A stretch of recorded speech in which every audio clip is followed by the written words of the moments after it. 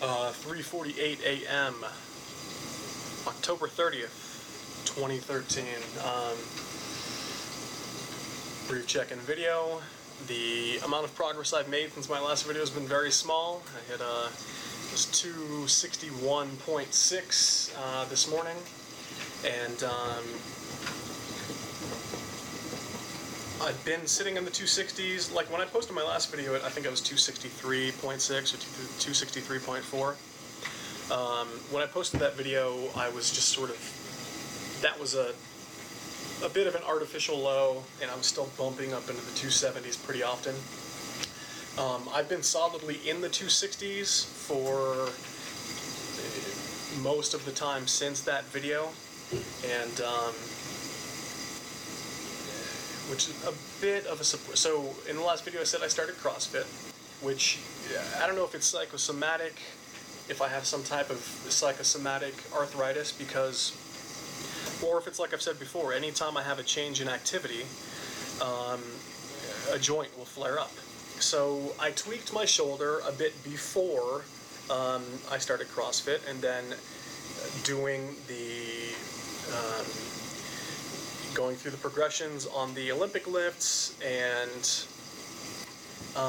swinging the kettlebells and doing the push-ups, of course, continued to aggravate the shoulder. And then after a somewhat heavy squat day, my knee had popped at work. Finished my shift, felt okay. Go to CrossFit, do the squat workout, and then I spend 2 weeks essentially disabled. I may as well have had a blown out knee. Still managed to go to work every day, but going back to the gym was just, it just wasn't going to happen. So it seems like shit like that always happens. Since, you know, now the busy season, we're picking up at work, where my 8 to 9 hour days become 11 to 13 hour days, and I look at the gym membership and can I really justify spending $120, $130, $150 per month on CrossFit? So I'm not doing CrossFit anymore because maybe I'm a pussy. I don't know.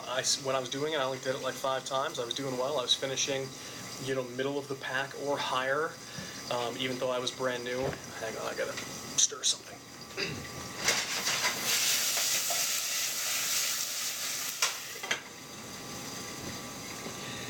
So, I don't think it's that I'm a bitch, or, you know, it was too much for me. I was doing fine. To be honest, I found my, you know, my own sort of powerlifting / bodybuilding workouts at the gym to be, you know, no more, no less challenging than the CrossFit workout. Granted, CrossFit's a bit more varied in that you're doing some of these dynamic movements and you're doing some cardio and some running. But I like that. But it seems that I don't know if my body can handle it with, you know, this job that I have right now, or I don't know. So I canceled the membership. I went, you know, 5 times, 4 times, 6 times, somewhere in there. I'm not sure, and no more. So maybe I'll get back. Maybe I won't. Like I said, this is the busy season at work, so I'll be working 50, 60 hours a week, 65 hours a week, and committing to a set class where I have to be there for, you know, 60 minutes at this specific time. It's difficult. So haven't really been working out. The diet's been more lax lately. I wouldn't say I've been off the rails. I'd say it's more like an 80-20. So 80% of the time I've been pretty solid, 20% of the time not so solid. No cheat meal has extended into like a full-on cheat day. I've managed to, you know, stay somewhat disciplined while still allowing myself to go out. And met this new girl. So, you know, you meet someone new, you go out to eat. You can't, you know, I'm not gonna come across as some fucking freak who's on this strict, crazy, high-fat, moderate carbohydrate, you know, no grain diet, and, you know, scare someone off. So, you know, I go out to a bar and I have a cheeseburger and fries, you know, normal shit. So,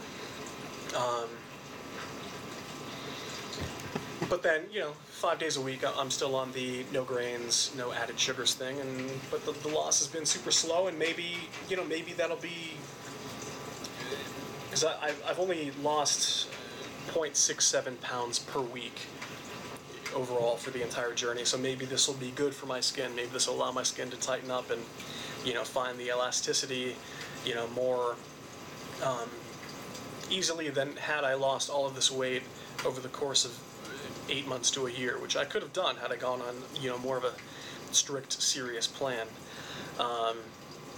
But still, happy overall. I see some pictures of myself,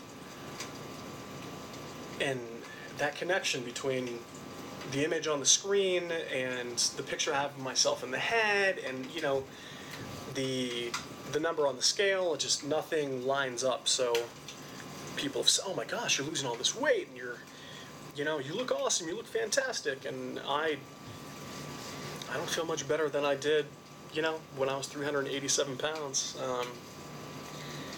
I do realize there's some difference, but nearly 130 pounds worth, I don't know, I don't feel that it's visually that significant. But anyways, haven't done any body shots for a while. I just got off work. Pimple.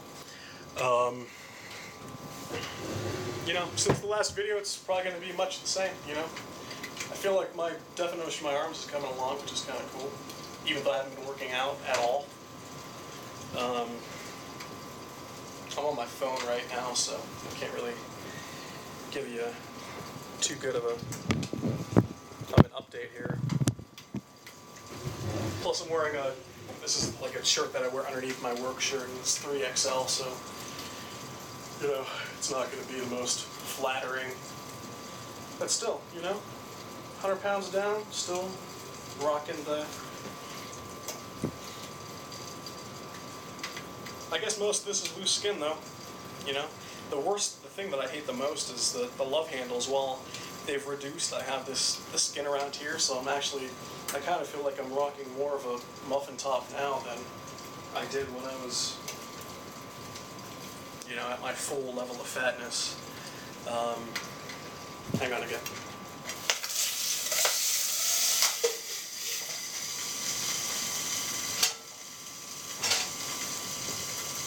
Eating steak and potatoes, which is what I eat all the time.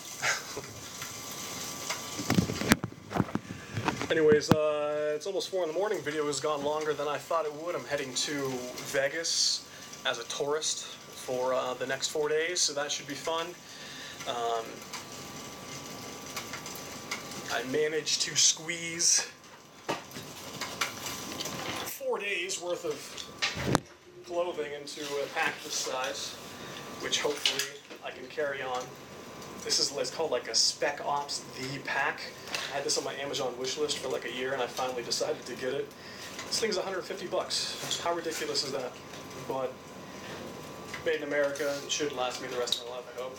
And hopefully should fit in the overhead bin or underneath my seat, because I opted for this over a Samsonite carry-on briefcase because they were roughly the same cost, and I figure that briefcase is only going to be good for planes, whereas this here I can use for camping or use for, work or whatever. Although I used this for work for the last couple days, and it didn't occur to me that, oh fuck, I may be getting like some residual diesel fuel on this thing, just kind of going about my day on the job. And so if they get any real sensitive chemical smelling dogs when I'm at the airport, this may show as having some diesel fuel on it. So hopefully I post another video and I'm not in jail.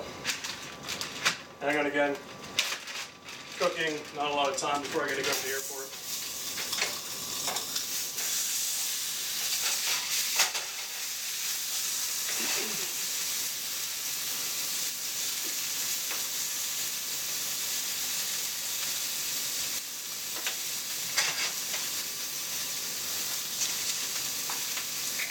Sorry that I'm wasting your time cooking while making this video, but I have to multitask to get this day done. So, anyway,